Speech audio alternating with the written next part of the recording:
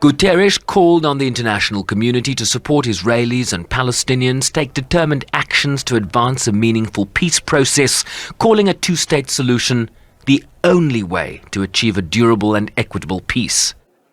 Last week's clear and repeated rejection of the two-state solution at the highest level of the Israeli government is unacceptable.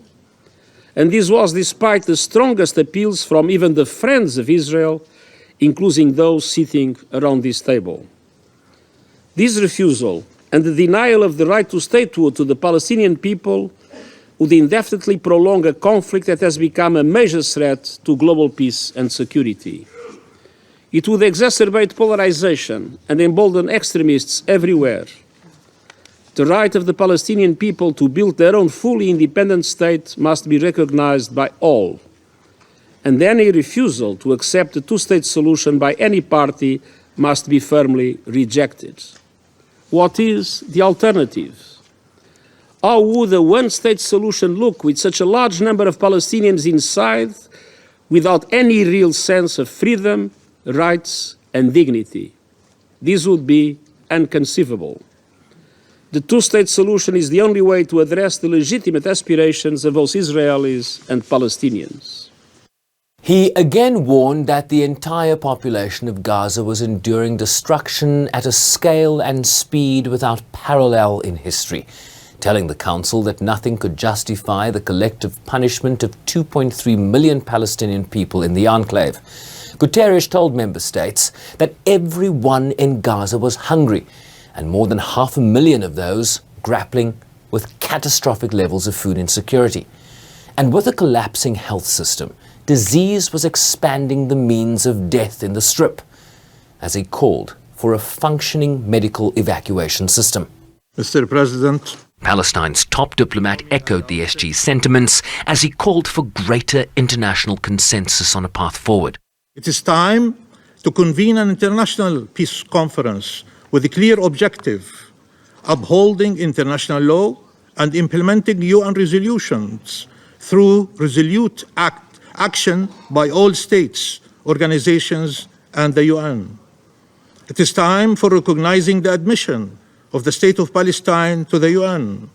We were not granted a veto right over Israel's admission to the United Nations 75 years ago. Israel does not have a veto right over the admission of the State of Palestine 75 years later.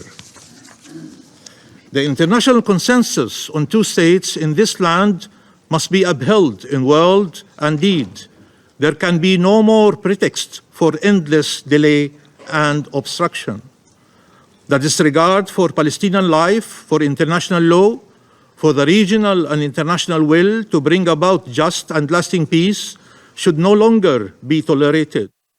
Israel's envoy again rejected calls for an immediate ceasefire in Gaza as only benefiting Hamas, as he put forward a formula for ending the bloodshed. How can you call for a ceasefire and mention a solution to the conflict at the same time? This is a complete oxymoron. You cannot have both. It's impossible. Hamas seeks to annihilate Israel, and if you support a position that will leave Hamas in power, you cannot pretend to wish for a solution to the conflict. The past 18 years have proven this.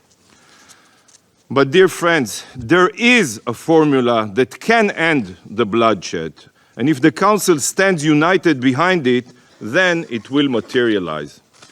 Should Hamas turn in those responsible for October 7th, and should Hamas release all the hostages, this war would be over immediately.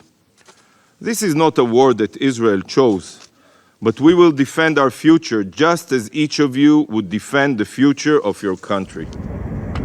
Israel earlier proposed a 2-month pause in Gaza hostilities in exchange for a phased release of all remaining hostages. But reports suggest Hamas has called for Israel's withdrawal from Gaza as a precondition. Sherwin Ricebees, SABC News, New York.